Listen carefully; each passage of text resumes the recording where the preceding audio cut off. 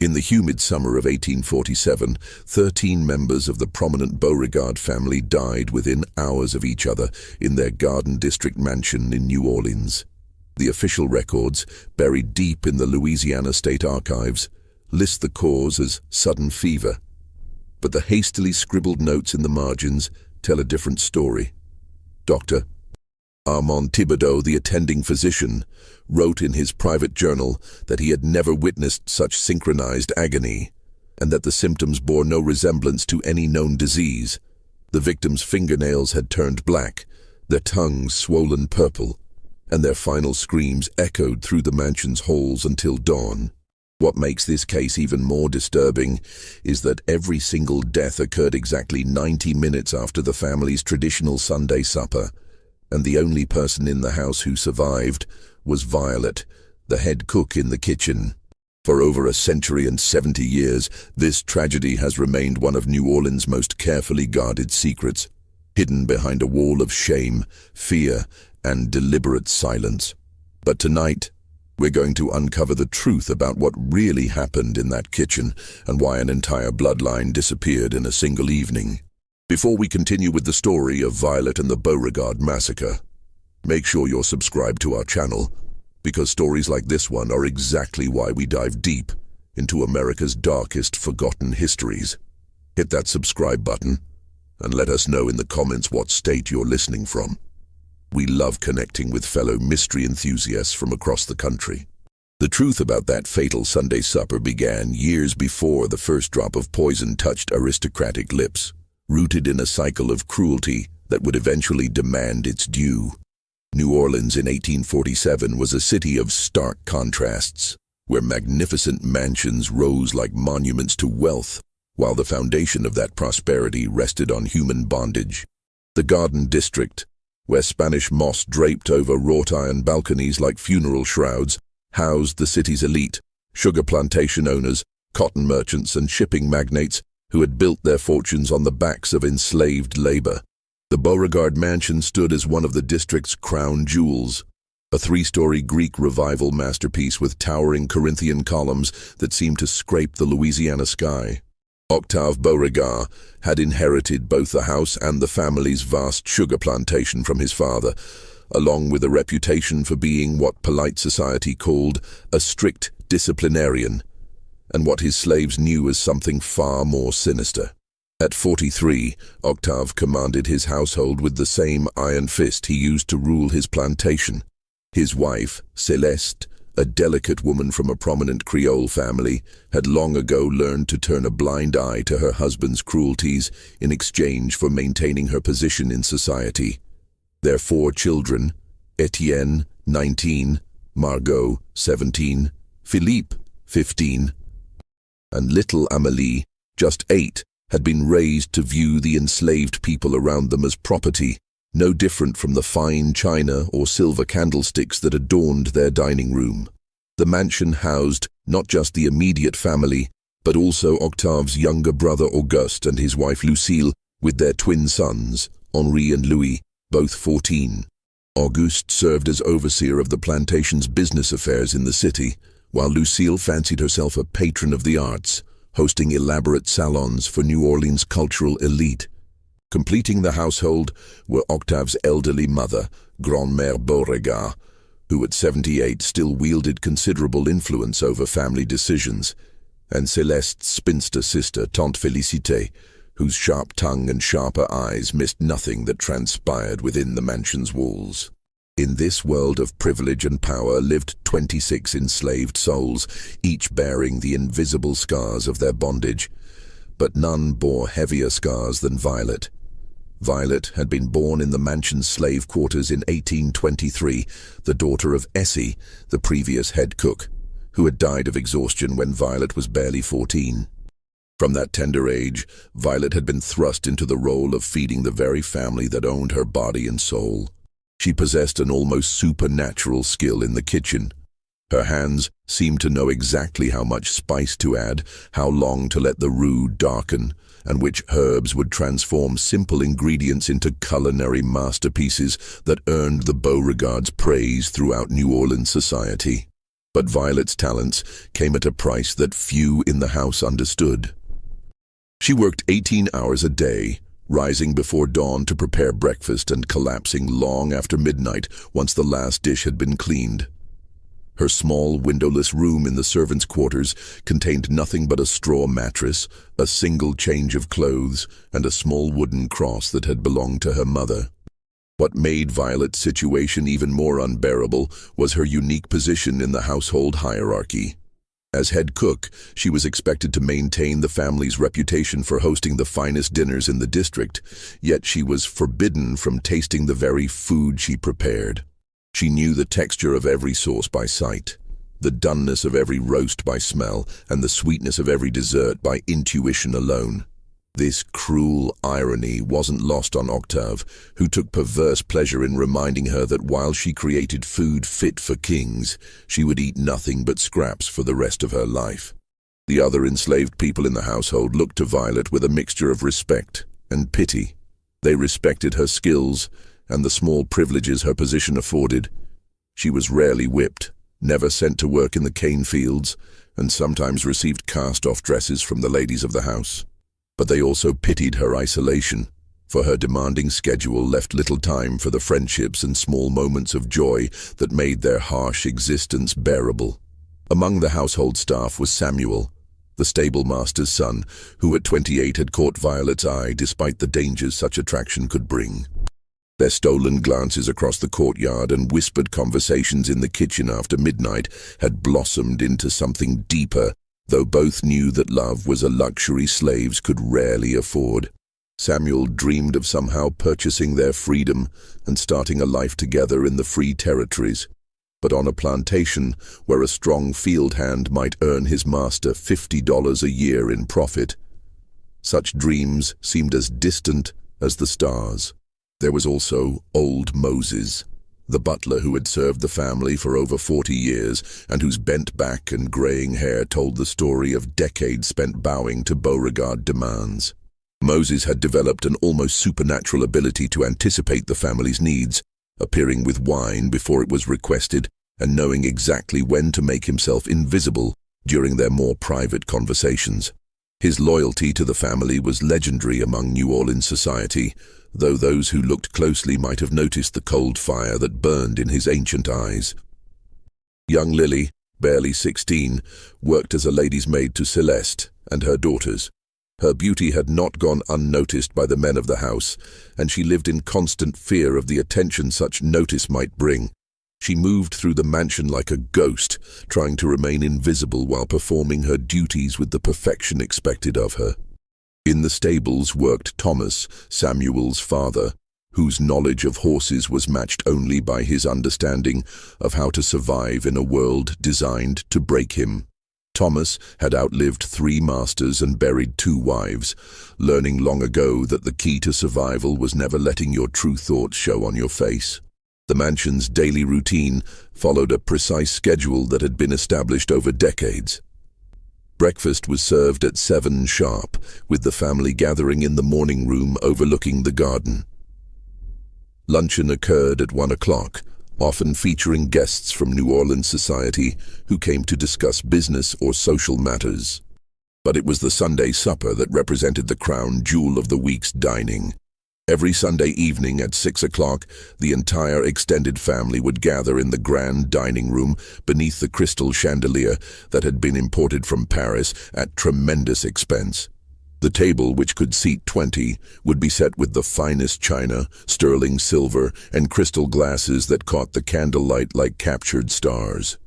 These Sunday suppers were sacred to the Beauregards, a time when business was set aside and family bonds were celebrated and strengthened. For Violet, Sunday suppers represented the culmination of her weekly efforts. She would begin preparing on Friday, selecting the finest ingredients from the French market, planning a menu that would showcase her skills while honoring the family's Creole heritage. The meal typically consisted of 7 courses: a light soup, fish prepared with delicate sauces, fowl seasoned with exotic spices, multiple vegetable dishes featuring whatever was freshest from the garden, elaborate meat courses that demonstrated both her skill and the family's wealth. And finally, desserts that were works of art as much as food. The family's Sunday ritual was as predictable as the sunrise.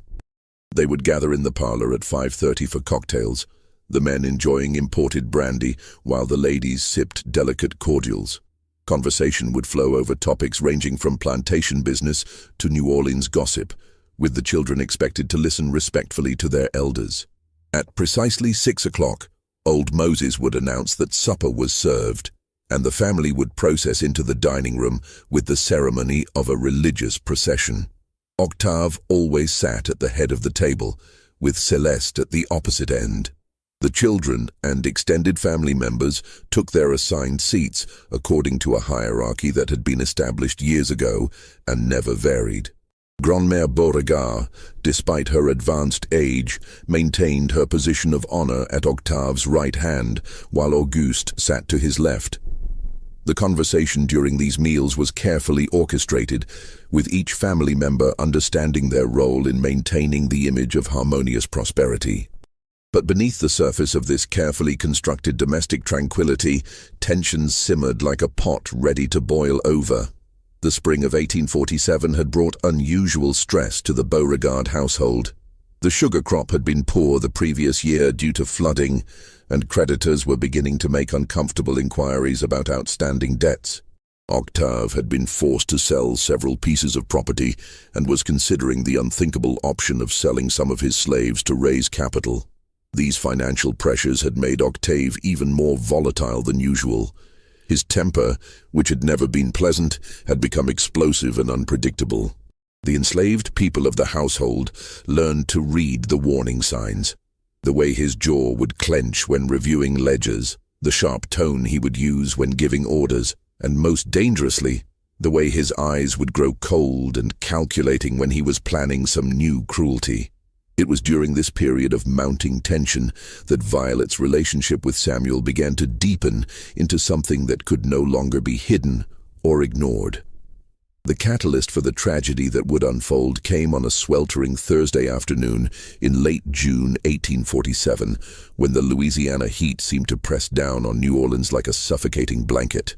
Violet was in the kitchen preparing for a dinner party the Beauregards were hosting for visiting Charleston plantation owners, carefully arranging canapes, when she heard Samuel's voice from the courtyard, raised in what sounded like distress. She rushed to the kitchen window and saw a scene that would forever change the course of her life. Samuel was on his knees in the dusty courtyard, his shirt torn and bloody, while Octave stood over him with a leather whip in his hand. The master's face was twisted with rage, spittle flying from his lips as he screamed accusations. "You dare look at my daughter with those eyes?" Octave's voice carried clearly through the humid air. "You forget your place, boy." Violet's blood turned to ice as she realized what had happened. Margot, Octave's 17-year-old daughter, had been spending more time in the stables recently, and Violet had noticed the way the girl's cheeks would flush whenever Samuel was nearby. She had also seen Samuel's discomfort at this unwanted attention, his careful attempts to avoid being alone with any of the white women in the household. But in the twisted logic of plantation life, a slave's discomfort at unwanted attention was interpreted as presumption, and presumption was a crime punishable by death. "Please, Master Beauregard," Samuel gasped between blows. I would never." "Silence." Octave's whip cracked again, leaving another bloody stripe across Samuel's back. "Your silence is guilt enough." But it was what happened next that sealed everyone's fate. As Octave raised his arm for another blow, Violet couldn't contain herself any longer. She burst from the kitchen door and threw herself between the whip and Samuel's bleeding back. "Please, Master Octave," she cried. "Samuel done nothing wrong. He's a good man. He works hard. The words died in her throat as Octave's face turned toward her, his expression shifting from rage to something far more dangerous. Cold, calculating fury. The other slaves in the courtyard seemed to shrink back into the shadows, sensing that something terrible was about to unfold. "So," Octave said, his voice dropping to a whisper that was somehow more terrifying than his previous shouting, "the cook thinks she can tell me how to discipline my property." Violet's knees began to shake, but she didn't move from her position shielding Samuel. "No, Master, You just what?" Octave stepped closer, so close she could smell the brandy on his breath and see the network of broken blood vessels in his eyes. "You just think you can interfere with your betters? You think because you can cook a decent meal, you have the right to question my judgment?" The silence that followed was broken only by the sound of Samuel's labored breathing and the distant call of a mockingbird from somewhere in the garden. Violet knew she had crossed a line from which there was no return, but as she looked down at Samuel's bleeding form, she realized she didn't care. "Samuel is a good man," she repeated, her voice stronger now. "He ain't done nothing to deserve this." Octave's laugh was like the sound of breaking glass. "A good man? He's property, girl. My property. And so are you." He leaned closer, his voice dropping to a whisper. "But I think you've forgotten that, haven't you? I think you've gotten ideas above your station." What followed was a punishment that went far beyond physical pain. Octave ordered Samuel to be locked in the stable's tack room with no food or water, declaring that he would remain there until he learned proper respect. But for Violet, he devised something far more cruel. "From now on," he announced to the assembled household, "Violet will prepare all meals as usual. But she will not eat until every member of this family has declared themselves satisfied with her work. And since I am very difficult to satisfy," he let the threat hang in the air like smoke from a funeral pyre. The next 3 days were a nightmare beyond description. Violet continued to prepare elaborate meals for the family while subsisting on nothing but water and the occasional scrap that old Moses or Lily could sneak to her when no one was watching. Her hands shook as she kneaded bread. Her vision blurred as she stirred sauces, and her legs could barely support her weight as she carried heavy platters to the dining room. But worse than her physical suffering was the psychological torture Octave inflicted. He would find fault with every dish. The soup was too salty, the meat too tough, the vegetables overcooked, and each criticism meant another day without food. He took visible pleasure in describing the flavors and textures of each dish while she stood in the corner of the dining room, forced to watch him eat the food she had prepared but could not taste. On the second day of her punishment, Samuel managed to escape from the tack room, driven by desperation and concern for Violet. He made it as far as the kitchen before Octave's men caught him. The beating that followed was savage enough that Dr. Thibodeau had to be called to ensure Samuel wouldn't die before Octave was finished with him. It was while tending to Samuel's wounds that Dr. Thibodeau made an observation that would prove crucial to understanding what followed. As he cleaned Samuel's injuries, he noticed that Violet was hovering nearby, her face gaunt from hunger, but her eyes burning with an intensity that made him uncomfortable. "That girl," he told his wife later that evening, "has the look of someone who has been pushed past the breaking point. I've seen it before in slaves who have been driven too far. It's a dangerous look, Doctor." Thibodeau was a man who understood the delicate balance that held plantation society together. Born into a family of modest means, he had worked his way up to become one of New Orleans' most respected physicians, serving both the wealthy plantation families and, when his conscience demanded it, providing secret medical care to slaves whose masters would rather let them die than pay for treatment. He had seen enough cruelty over the years to understand its effects on the human soul. He knew that most people, when pushed beyond their limits, would simply break. They would become hollow shells, going through the motions of life without really living. But some, a dangerous few, would transform their suffering into something harder and more focused.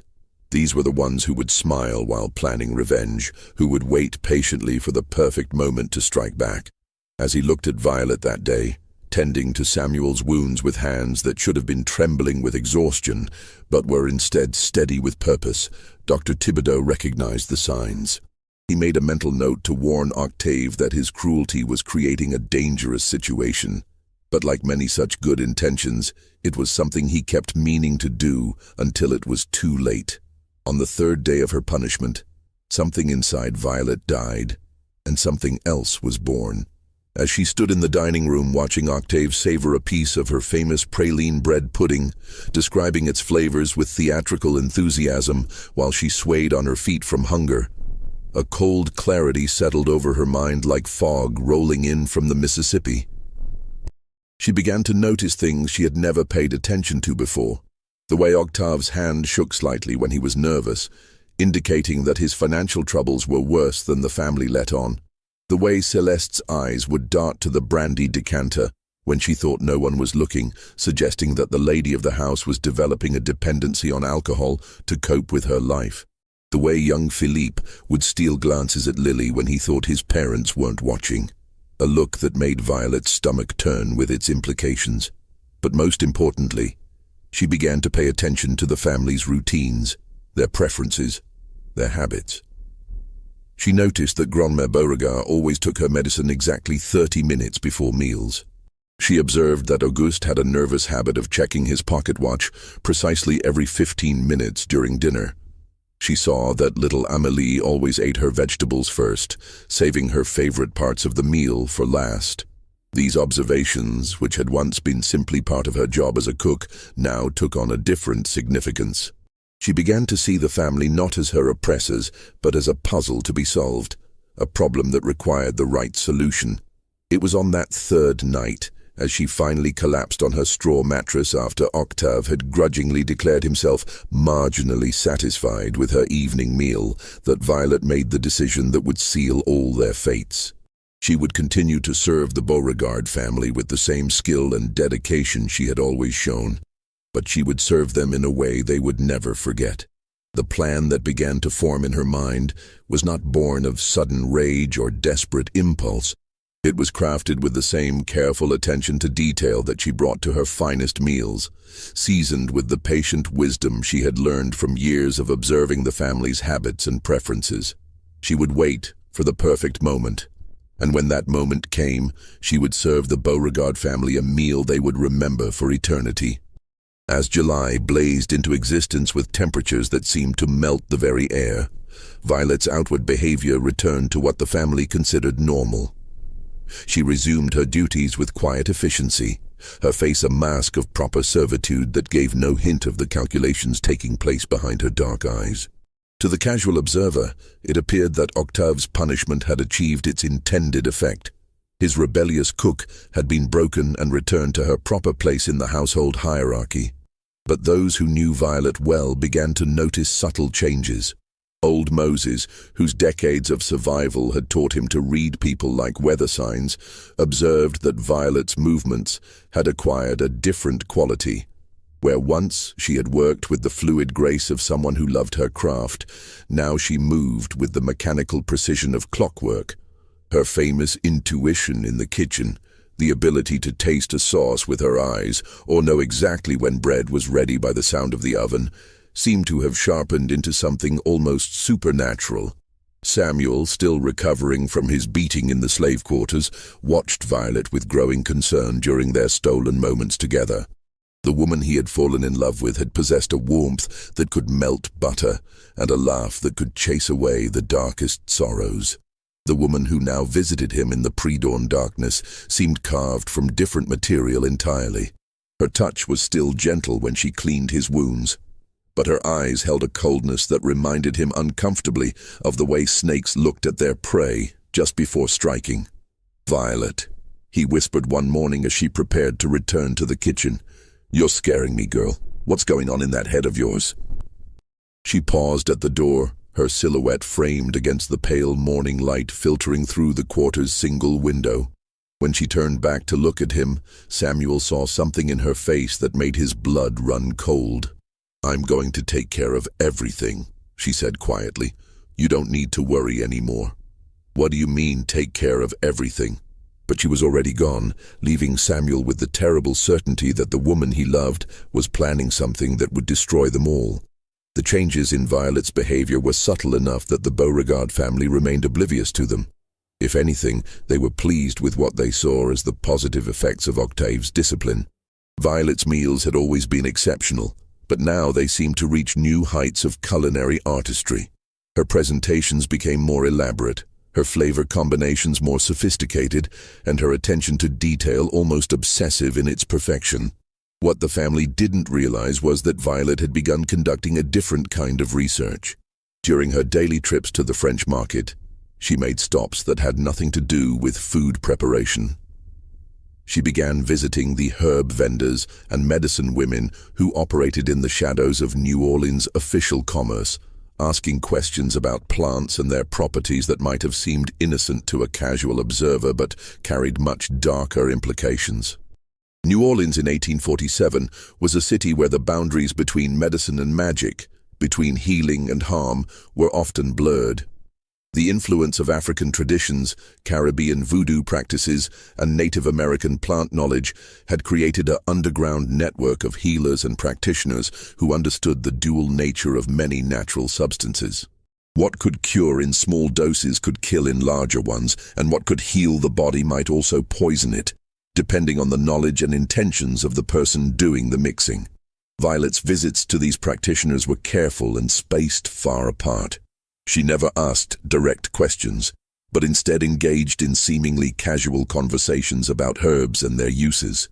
She learned which plants could cause stomach pain that might be mistaken for food poisoning, which mushrooms could induce symptoms that resembled sudden fever, and most importantly, which combinations of natural substances could produce effects that would puzzle even experienced doctors. Her most valuable source of information came from an unlikely friendship she developed with Mama Brigitte, an elderly Creole woman who sold herbs and remedies at a stall in the deepest corner of the French market. Mama Brigitte was rumored to be over 90 years old, though her exact age was a mystery that seemed to deepen rather than resolve with time. She had been born free in Haiti before the Great Revolution, and her knowledge of plants and their properties was legendary among those who knew where to look for such wisdom. Mama Brigitte never asked why a kitchen slave was so interested in learning about the medicinal properties of various herbs and roots.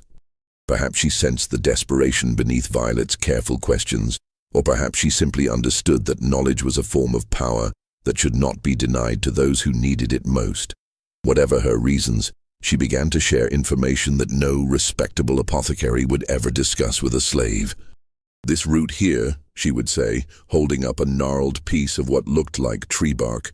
"It good for stomach troubles in small amounts, but you use too much and it cause problems the other way. Make a person very sick, very quick." Violet absorbed this information like a sponge, filing away every detail for future reference. She learned about plants that could cause respiratory distress, herbs that could affect heart rhythm, and mushrooms that could produce neurological symptoms that might easily be mistaken for apoplexy or sudden fever. But perhaps most valuable of all, she learned about timing and dosage. Mama Brigitte explained how the human body processed different substances, how long it took for various poisons to take effect, and how to calculate dosages based on body weight and constitution. This knowledge transformed Violet's understanding of her craft. She began to see cooking not just as a way to nourish bodies, but as a means to control them. As summer progressed, Violet began conducting small experiments that went completely unnoticed by the household. She would add tiny amounts of various herbs to different dishes, carefully observing the family's reactions. A pinch of one root might cause Auguste to complain of mild indigestion. A small amount of another herb might make young Philippe feel slightly nauseous after dinner. These experiments taught her about individual tolerances, sensitivities, and reactions that would prove crucial to her ultimate plan. The family, of course, attributed any minor digestive issues to the heat and humidity of the Louisiana summer. When Celeste complained of occasional stomach upset, Dr. Thibodeau prescribed a mild tonic and advised her to avoid rich foods during the hottest part of the day. When little Amélie seemed listless after a few meals, it was chalked up to the natural effects of the oppressive heat on a child's constitution. Meanwhile, Violet's relationship with the other slaves began to change in ways that reflected her growing isolation and single-minded focus. She had always been somewhat apart from the rest of the household staff due to her demanding position and long hours. But now she began to withdraw even from those few friendships that had sustained her through the darkest periods of her servitude. Lily, who had often sought Violet's advice and comfort during her most difficult moments, found her approaches met with polite but distant responses. Old Moses, who had served as something of a father figure to Violet since her mother's death, noticed that their conversations became increasingly superficial and brief. Even Thomas, Samuel's father, began to feel uncomfortable around Violet, sensing something in her demeanor that reminded him of dangerous dogs he had known. Quiet and controlled on the surface, but coiled and ready to strike. The only person who seemed to have any insight into Violet's true state of mind was Samuel, and even he was kept at arm's length as she focused more and more intensively on her preparations. During their rare moments together, he would try to draw her out, to understand what was happening behind her increasingly impenetrable facade. "You're changing, Violet," he told her one night in August as they sat in the small garden behind the slave quarters, speaking in whispers to avoid detection. "You're becoming someone I don't recognize." Violet looked up at the stars, barely visible through the oppressive humidity, and sighed. For a moment, her mask slipped, and Samuel saw a glimpse of the pain and rage she had been carrying alone for so many weeks. "They took everything from me," she said quietly.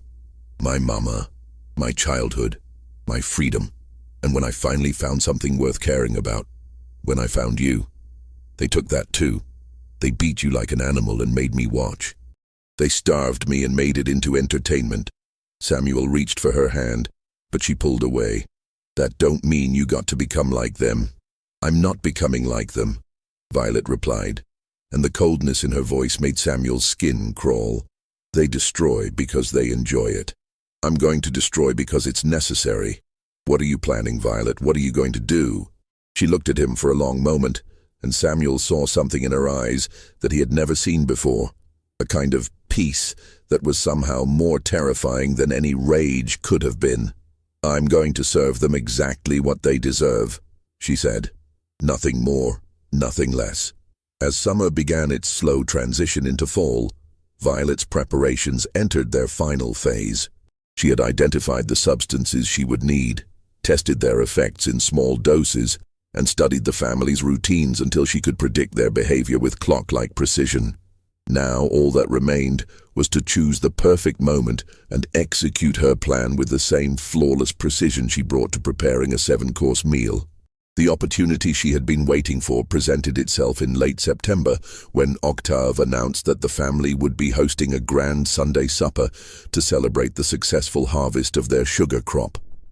The meal would mark not just the end of the growing season, but also Octave's triumph over the financial difficulties that had plagued him throughout the year. Creditors had been paid, debts satisfied, and the plantation was once again on solid financial footing. It would be, Octave declared, a feast to remember.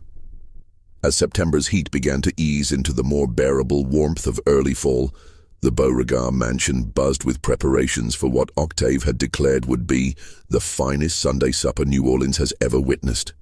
The successful sugar harvest had not only rescued the family from their financial difficulties, but had also restored Octave's confidence in his position as one of the city's most prominent plantation owners. The guest list for this celebration read like a who's who of Louisiana society. Judge Honoré Dufresne and his wife would attend, along with banker Edouard Blanchard and the influential merchant Alcée Boudreau. The Reverend Father Antoine Marigny would bless the meal, while Dr. Armand Thibodeau would be present both as family physician and as one of Octave's oldest friends. Even Mayor Augustus Chouteau had accepted the invitation, bringing the total number of guests to 23 souls who would join the 13 members of the Beauregard family for an evening of celebration and excess. For Violet, this represented the culmination of everything she had been working toward. A grand Sunday supper with the extended family and New Orleans' most prominent citizens would provide the perfect stage for her final performance. The scale of the event would require her to work with absolute precision, coordinating multiple courses while maintaining the flawless timing that had made her reputation throughout the city. But what made this evening particularly perfect for Violet's purposes was a decision Octave had made regarding the staff. Due to the importance of the occasion, he had decreed that all the house slaves would remain in the mansion throughout the evening, ready to attend to any need that might arise. This meant that when the moment came, everyone who had participated in or witnessed her humiliation would be present to see its resolution. As the days leading up to the supper unfolded, Violet threw herself into preparations with an intensity that impressed even the jaded members of the Beauregard household. She spent hours at the French market, selecting ingredients with a meticulousness that bordered on obsession. Each tomato was examined for perfect ripeness, each cut of meat inspected for ideal marbling, and each herb tested for optimal potency and freshness. Her menu for the evening was a masterpiece of Creole cuisine that would showcase not only her skills, but also the full range of her knowledge about food and its effects on the human body. The meal would begin with a delicate turtle soup, seasoned with precisely the right balance of herbs to stimulate appetite and create a sense of anticipation for what would follow. This would be followed by pompano prepared with an elaborate sauce that required hours of careful preparation and timing. The third course would feature squab stuffed with an intricate mixture of rice, vegetables, and seasonings that had been in Violet's family for generations, though she had made certain modifications to the traditional recipe that none of her ancestors would have approved of. The meat courses would include both beef and pork, prepared in different styles, accompanied by vegetables from the mansion's own garden and bread that had been rising for exactly the right amount of time to achieve perfect texture and flavor. But it was the dessert course that represented Violet's true masterpiece.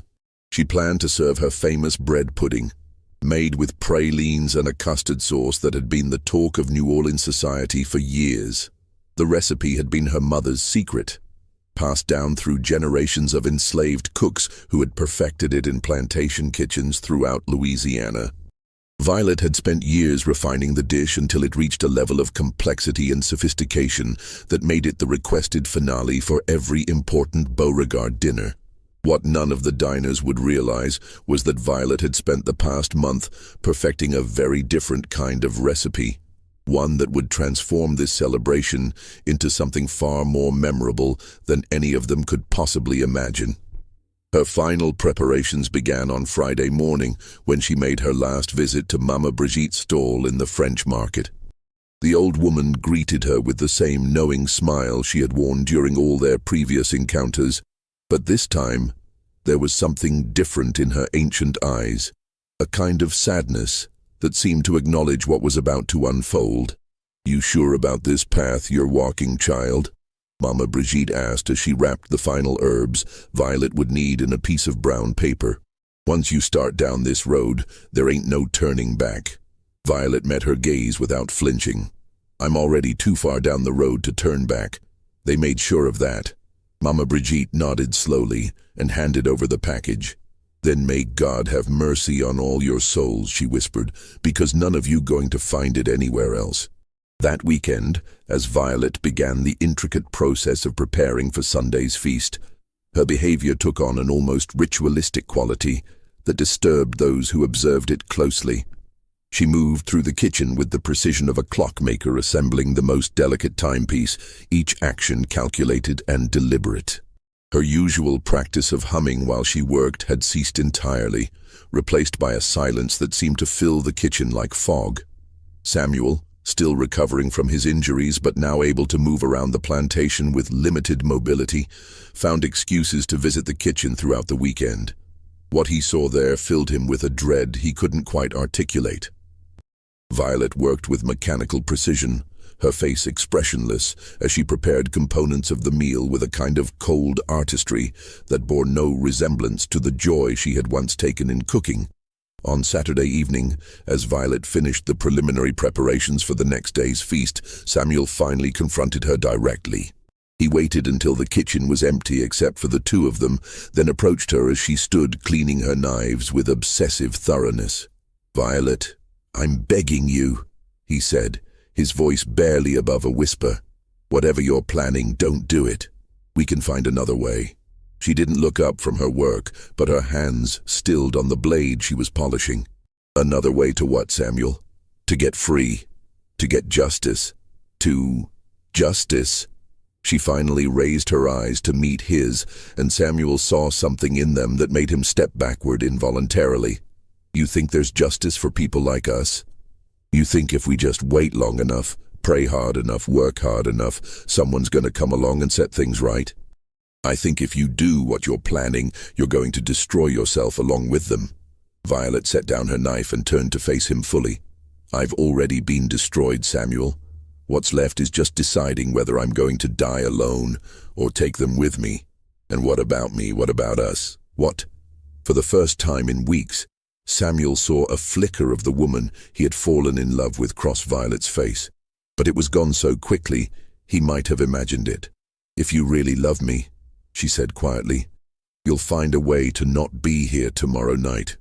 Samuel stared at her for a long moment, understanding finally dawning in his eyes. Dear God, Violet, what have you done? But she had already turned back to her work, and Samuel knew that any chance he might have had to change her mind had passed weeks ago in a dusty courtyard under a blazing sun, when a whip had fallen across his back and something inside the woman he loved had died forever. Sunday, October 3rd, 1847, dawned clear and cool, with the first hint of autumn in the air that made New Orleans residents grateful for the end of another brutal summer. The Beauregard mansion came alive before sunrise, as the household staff prepared for what everyone understood would be the social event of the season. Violet rose before dawn, as she had every day for the past 10 years, but this morning held a significance that went far beyond routine. As she dressed in the clean white apron and head wrap that were the uniform of her position, she caught sight of herself in the small piece of broken mirror that served as her only vanity. The face that looked back at her seemed to belong to a stranger, hollow-cheeked from the weight she had lost during her punishment, with eyes that held a kind of terrible calm. She spent a moment studying her reflection, memorizing the face of the woman she had been, before turning away to begin the most important day's work of her life. The kitchen became a symphony of controlled chaos as Violet orchestrated the preparation of the most elaborate meal she had ever attempted. But unlike previous grand dinners, where she had worked alongside other kitchen staff, today she insisted on handling the most crucial elements entirely alone. She prepared the sauces in solitude, mixed the seasonings without assistance, and guarded her workspace with a jealousy that surprised even herself. Old Moses, whose duties as butler required him to coordinate between the kitchen and dining room, noticed that Violet seemed to have developed an almost supernatural awareness of everyone's location in the house. She would pause in her work whenever footsteps approached, and several times he caught her listening intently to conversations in other rooms, as if she were tracking the movements of every person in the mansion. Girl's got ears like a cat today, he muttered to Lily as they polished silver in the pantry, acting stranger than I've ever seen her act. Lily, whose own nerves were stretched thin by the pressure of serving such important guests, nodded absently. She'd been acting strange for weeks now, ever since Master Octave punished her and Samuel. What neither of them realized was that Violet's heightened awareness served a very specific purpose.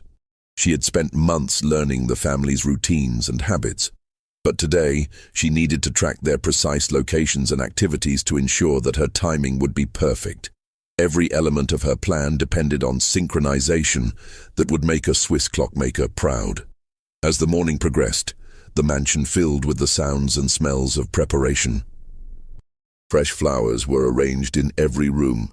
Crystal was polished to a shine that seemed to capture and multiply candlelight, and the dining room table was set with a precision that bordered on the mathematical. The Beauregard family's finest china, imported from Limoges at tremendous expense, gleamed against Irish linen tablecloths, while sterling silver utensils caught the light from the chandelier like scattered stars. Around noon, the family members began their own preparations for the evening's festivities. Celeste spent hours with Lily, arranging her hair in an elaborate style that required dozens of pins and a liberal application of pomade. Grand-Mère Beauregard, despite her advanced age, insisted on wearing her finest black silk dress and the emerald jewelry that had been in the family for 3 generations. The men of the family gathered in Octave's study to sample the imported brandy that would be served after dinner, their conversation ranging from the success of the sugar harvest to speculation about the political situation in Washington. Auguste, flushed with pride over the plantation's financial recovery, was in particularly good spirits, regaling the others with stories of his shrewd business negotiations. Young Philippe and the twin sons, Henri and Louis, had been given new suits for the occasion, while little Amélie was dressed in a white organdy dress that made her look like a small angel. The children had been strictly instructed on their behavior for the evening. They were to be seen and admired, but were to speak only when spoken to, and were never to interrupt adult conversation. As the afternoon wore on, guests began arriving at the mansion. Judge Dufresne and his wife Mathilde came first, followed shortly by banker Blanchard and his daughter Célestine, a young woman whose beauty and dowry had made her the target of every unmarried gentleman in New Orleans. Dr. Thibodeau arrived with his usual medical bag, though he hoped fervently that his services wouldn't be needed during what promised to be a joyous occasion. The arrival of Mayor Chouteau created a particular stir of excitement, as his presence lent an air of political importance to the gathering. The mayor, a portly man with impressive whiskers and a tendency toward florid speeches, immediately launched into congratulations for Octave's successful harvest and predictions about the bright future of Louisiana's sugar industry. But it was during the arrival of the guests that Violet executed one of the most crucial elements of her plan. As the house filled with visitors and the normal staff routines were disrupted by the demands of hospitality, she made her final additions to the evening's menu. Working with the concentrated focus of a pharmacist preparing medicine, she added carefully measured amounts of various substances to different components of the meal. Each dish received individual attention, with ingredients added based on her detailed knowledge of each diner's preferences, physical constitution, and position at the table. The amounts were calculated with mathematical precision, enough to achieve the desired effect, but distributed in such a way that no single dish would contain enough to arouse suspicion if analyzed individually.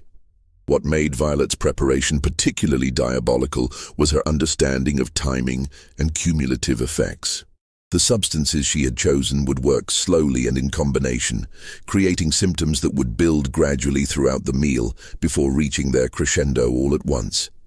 By the time anyone realized something was wrong, it would be far too late to identify the source or provide effective treatment. As 6 o'clock approached, the family and their guests gathered in the parlor for cocktails and conversation. The atmosphere was one of celebration and triumph, with Octave holding court like a king receiving tribute from his subjects. The conversation flowed as freely as the imported wine, covering topics from the latest fashions in Paris to speculation about California gold discoveries. Violet, observing from her position in the kitchen doorway, felt a kind of cold satisfaction as she watched the assembled gathering. Every person who had contributed to her suffering, every member of the family who had participated in or ignored her humiliation, every pillar of the society that had created and maintained the system that had stolen her life. They were all here, dressed in their finest clothes and ready to partake of her masterwork. At exactly 6 o'clock, old Moses appeared in the parlor doorway and bowed respectfully. "Ladies and gentlemen," he announced in his most formal voice, "supper is served." Just when we thought we'd seen it all, the horror in the Beauregard mansion intensifies. If this story is giving you chills, share this video with a friend who loves dark mysteries, hit that like button to support our content, and don't forget to subscribe to never miss stories like this. Let's discover together what happens next. The procession to the dining room followed the established protocol that had governed Beauregard family meals for decades. Octave led the way with Mayor Chouteau, while Celeste followed with Judge Dufresne. The other guests and family members arranged themselves according to social hierarchy, with Grand-Mère Beauregard taking her position of honor despite requiring assistance from young Etienne to navigate the short distance from parlor to dining room. The dining room had been transformed into a vision of opulence that would have impressed even the most jaded members of New Orleans society. Dozens of candles cast a warm glow over the assembled company, while crystal glasses caught and reflected the light like captured diamonds. The aroma of Violet's cooking filled the air with promises of culinary delights that had already set mouths watering throughout the house. As the diners took their assigned seats, a sense of anticipation filled the room. Octave had been praising Violet's skills throughout the week, building expectations for what he claimed would be the finest meal any of them had ever tasted. Even Dr. Thibodeau, who had eaten at the finest establishments in both New Orleans and Paris, found himself looking forward to experiencing the legendary artistry of the Beauregard kitchen. Violet herself remained invisible to the diners, working behind the scenes with old Moses and the other servants to ensure that each course was presented with flawless timing and presentation. But unlike previous grand dinners where she had taken visible pride in each dish as it left the kitchen, tonight she watched the service with the detached interest of a scientist observing an experiment. The first course, the delicate turtle soup, was received with the kind of enthusiastic praise that would have once filled Violet with joy. Judge Dufresne declared it a masterpiece of the culinary arts, while Banker Blanchard pronounced it superior to anything served in the finest restaurants of Paris. Even Grand-Mère Beauregard, whose critical nature was legendary, nodded her approval as she savored the complex blend of flavors. What none of the diners realized was that the soup contained the first of several carefully measured doses that would work in combination throughout the evening. The herbs Violet had selected would be absorbed slowly into their systems, building toward a cumulative effect that would manifest only when all the components were in place.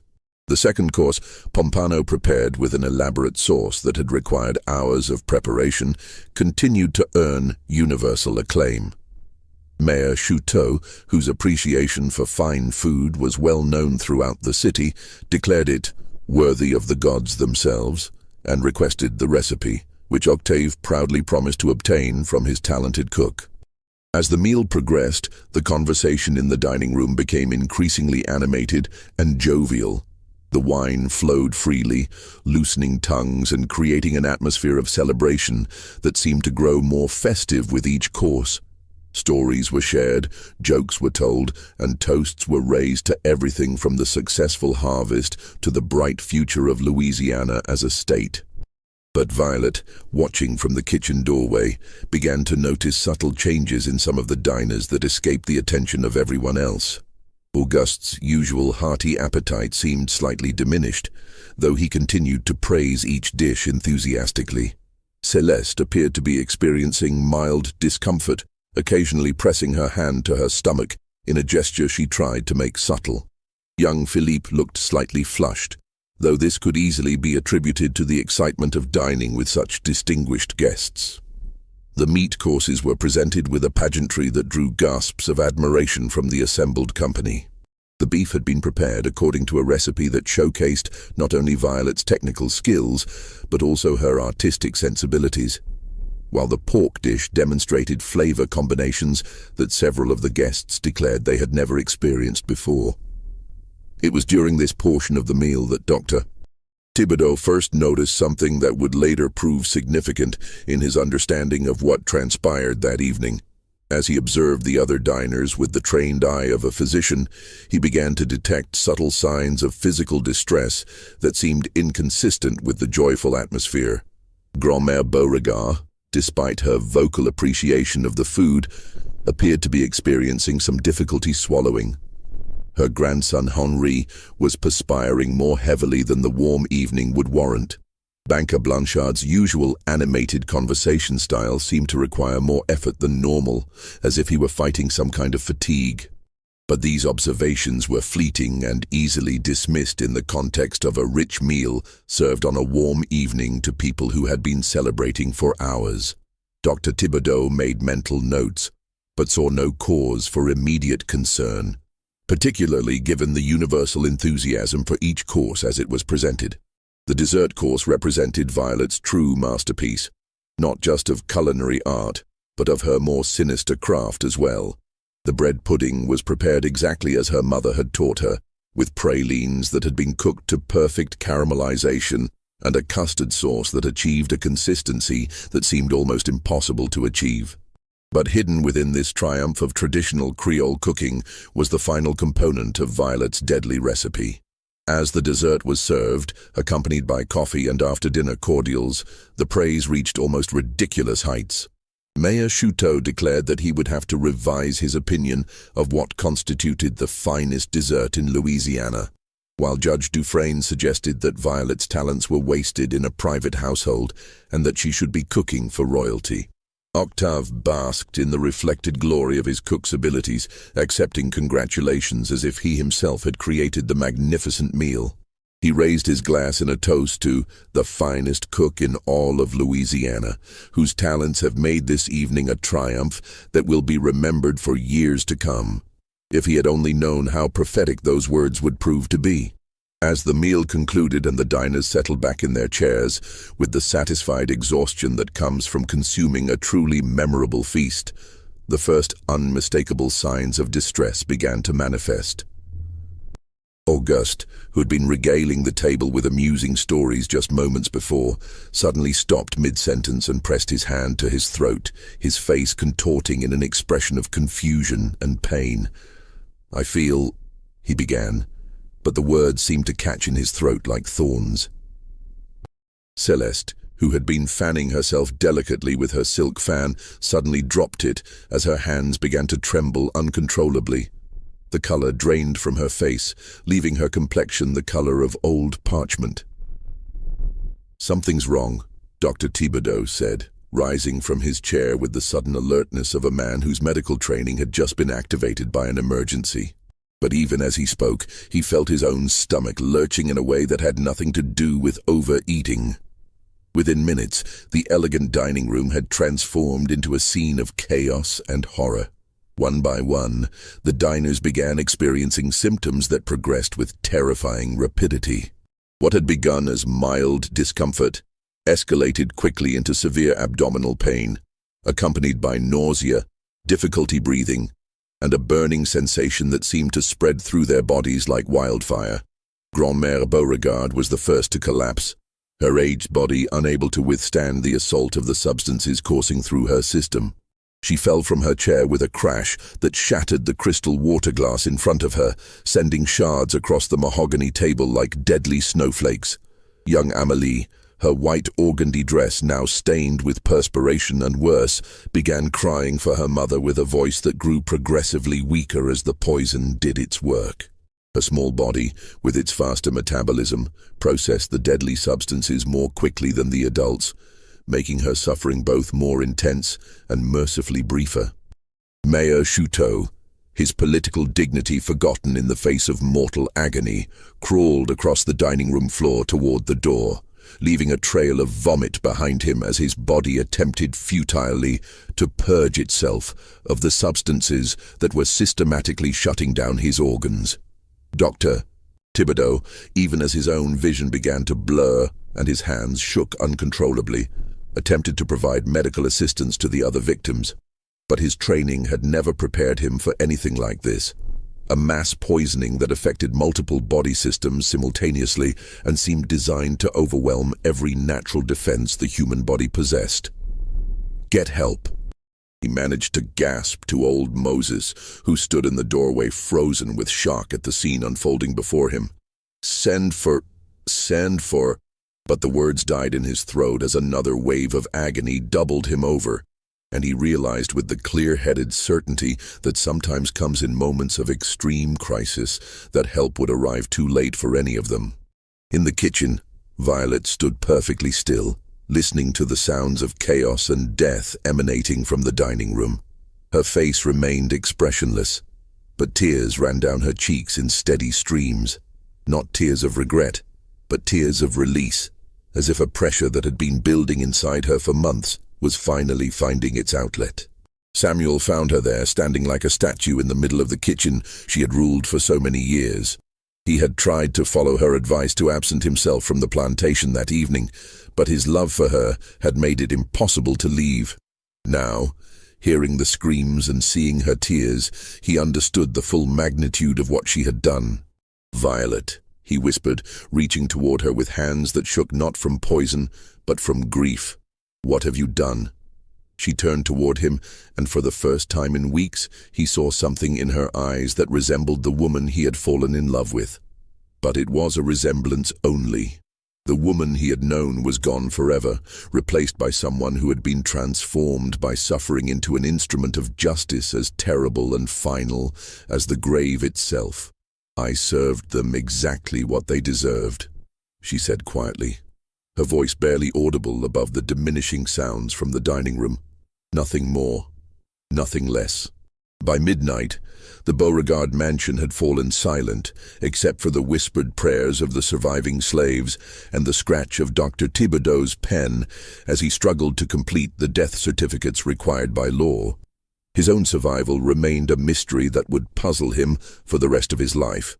Perhaps his smaller portion sizes, due to his naturally modest appetite, had saved him, or perhaps his body's years of exposure to various medicines had given him some resistance to the deadly cocktail Violet had prepared.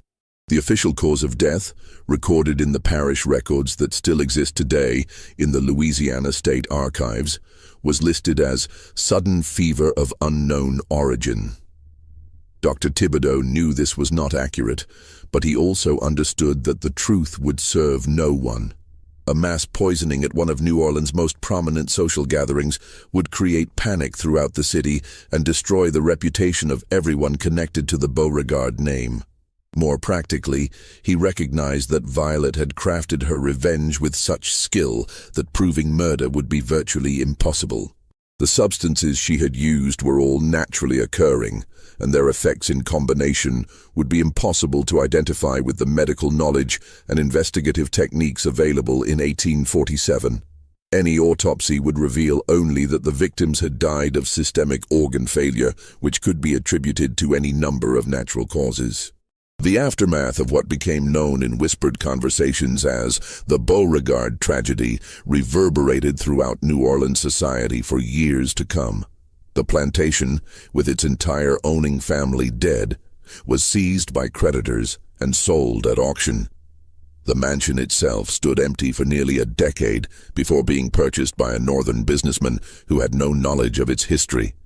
The enslaved people of the Beauregard household were scattered to different buyers throughout Louisiana, their families broken apart in the cold mathematics of estate liquidation.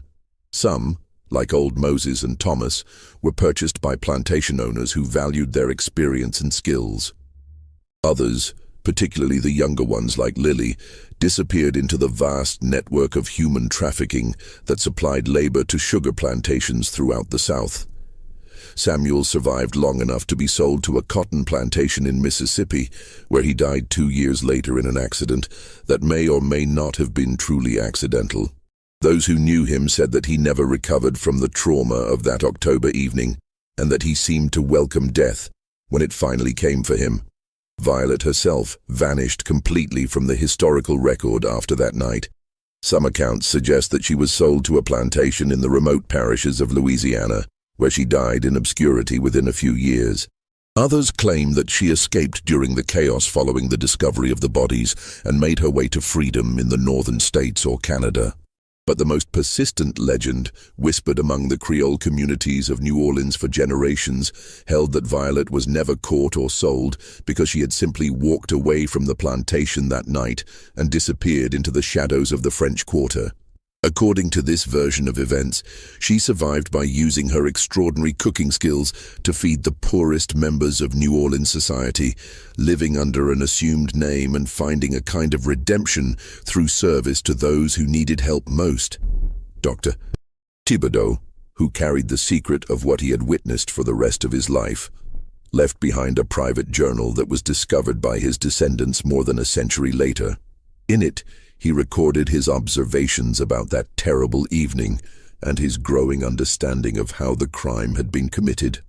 His notes reveal a deep admiration for the precision and skill with which Violet had planned and executed her revenge, even as he struggled with the moral implications of what she had done. She was not a killer by nature. he wrote in one entry dated several months after the tragedy. She was a woman driven to become something she had never wanted to be by circumstances that would have broken most people long before they reached her breaking point. If there is guilt to be assigned in this matter, it must be shared by all of us who participated in or tolerated the system that created such desperation. The Beauregard Mansion, when it was finally occupied again in the late 1850s, became the site of numerous unexplained incidents that locals attributed to supernatural causes. Dinner guests reported feeling suddenly ill during meals, servants complained of strange smells emanating from the kitchen, and more than one cook quit after claiming to have seen the figure of a young black woman standing by the stove in the pre-dawn hours. These stories, combined with the persistent rumors about the real cause of the Beauregard family's demise, contributed to the mansion's reputation as one of New Orleans' most haunted houses. The building changed hands frequently over the following decades, with few owners remaining for more than a year or two before selling and moving elsewhere. During the Civil War, the mansion was briefly occupied by Union forces and later served as a temporary hospital for wounded soldiers. Military records from this period include several reports of patients experiencing mysterious illnesses that seem to have no medical explanation, leading to speculation that whatever had caused the original tragedy continued to affect those who entered the house. In the 1880s, the mansion was purchased by a historical society that intended to preserve it as an example of antebellum architecture. However, their efforts were frustrated by a series of accidents and setbacks that ultimately forced them to abandon the project. The building was finally demolished in 1894, with local newspapers reporting that the demolition crew found the kitchen to be in remarkably good condition despite decades of neglect, as if it had been preserved by some unknown force. The lot where the mansion once stood remained empty for many years, before being developed into a small park that exists to this day. Local residents still report unusual incidents in the area, sudden illnesses during community gatherings, the smell of cooking food when no kitchens are nearby, and occasional sightings of a young black woman in antebellum dress walking through the park in the early morning hours. But perhaps the most lasting legacy of Violet's story lies not in ghost tales or supernatural speculation, but in the way it illustrates the human capacity for both cruelty and resistance. The system of slavery that created the conditions for this tragedy was built on the assumption that human beings could be reduced to property, that their suffering could be ignored, and that their humanity could be denied indefinitely without consequence. Violet's story serves as a stark reminder that such assumptions were not only morally wrong, but also dangerously naive. Every system of oppression carries within it the seeds of its own destruction, and those seeds are often planted by the very cruelties that the system depends upon to maintain itself. The 13 members of the Beauregard family who died that October evening were not evil people in any simple sense of the word. They were products of their time and place, raised to see slavery as natural and normal, taught to view enslaved people as fundamentally different from themselves. But their willingness to participate in and benefit from a system built on human suffering created the conditions that would ultimately destroy them. In the end, Violet's vengeance was both completely understandable and utterly tragic. Understandable because of the inhuman treatment that drove her to it, and tragic because it represented the corruption of a soul that had once found joy in creating nourishment and bringing pleasure to others. The woman who had once taken pride in feeding people became someone who found purpose in destroying them, not because she was inherently evil, but because the world she lived in had left her no other path to dignity and justice. This mystery shows us that the most terrifying horrors are often those that grow out of human choices and social systems rather than supernatural forces. The real ghost that haunted the Beauregard mansion was not the spirit of any individual person, but the collective guilt of a society that had built its prosperity on the foundation of human bondage. What do you think of this story? Do you believe everything was revealed? Could such a carefully planned revenge really have been carried out with the precision Violet displayed? Or are there elements that seem too perfect to be entirely believable? Leave your comment below and share your thoughts about whether justice was served or whether Violet's actions went too far. If you enjoyed this tale and want more horror stories like this, subscribe, hit the notification bell, and share with someone who loves mysteries. The darkest chapters of American history often contain the most compelling human dramas, and we'll continue exploring them together. See you in the next video.